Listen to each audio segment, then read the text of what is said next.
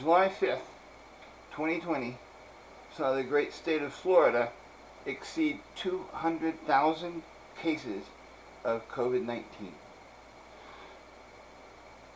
It only took them a few weeks to go from 100,000 cases to 200,000 cases.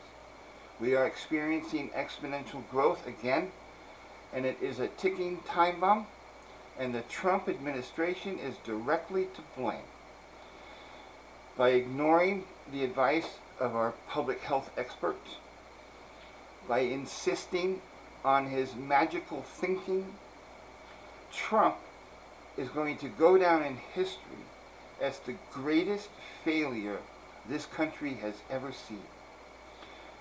The primary job of this supposed commander-in-chief is to protect the American people, and they have failed spectacularly, historically, and the worst is yet to come. Florida, Texas, and Arizona are currently experiencing crisis levels of growth in the number of cases. This will be followed within a month by crisis levels of death and ICU beds by the virus. Why those three states? The Republican governors wanted to please Trump. They wanted to open early.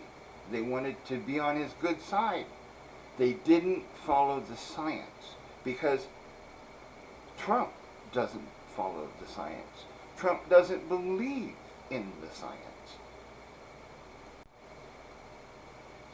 To watch the most powerful, most affluent nation on this planet be stomped on by a virus in ways that didn't have to happen is terrifically horrible. Because of their failures, we now have the worst of both worlds. In March, when the governor of California put a stay-at-home order on the state of California and other states shortly followed, we knew there'd be economic consequences of extraordinary levels. And yes, we have that. Unemployment unimaginably high. But we didn't use that time to develop the testing and the contact tracing. So now we have the worst of both worlds. We have a raging pandemic of the virus and an economic catastrophe.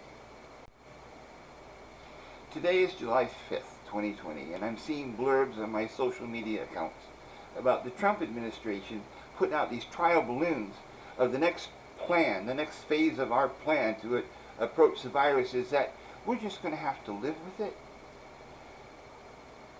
Other countries are looking at us in astonishment. Other countries, Europe, South Korea, China, they knew what exponential growth was, and they knew if they didn't catch it quick, they'd be in real trouble. By not allowing the public health officials in this country to lead the pandemic response, Trump and his administration are directly responsible for the death of hundreds of thousands of Americans, because this is not over yet. We're at 130,000 today, and there's nothing between us and 100,000 cases a day by the end of July. And still, they're not looking at the right numbers. The number of cases that we have, the number of deaths we have, is not the important number at all. It's the rate of increase. Exponential growth works like this. If you go out the door and you take a step that's a 3-foot step, and you want to do 20 exponential steps where the exponent is 2, each step is doubled, 3, 6, 12, 24. In 20 steps, you're at 600 miles. Now, the important part of that is very hard to comprehend is that 300 of those miles came in the last step. 95% of that 600 miles comes in the last few steps. If you have an exponential growth and you don't squash it, well, it's small. It's an unstoppable tidal wave, and that's what America is facing now. That's what America is going to have to deal with over the next few months. No other country made a political issue out of wearing masks. Trump allowed that to happen. No other country squandered its time in the shutdown phase like the Trump administration allowed to happen here. When China put the city of Wuhan on basically house arrest, there were 22 deaths at that time.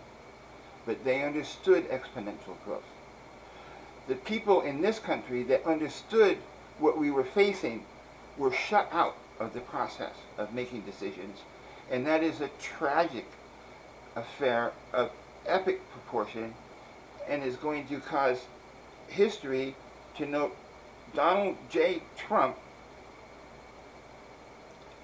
in the same category as Benedict friggin' Arnold.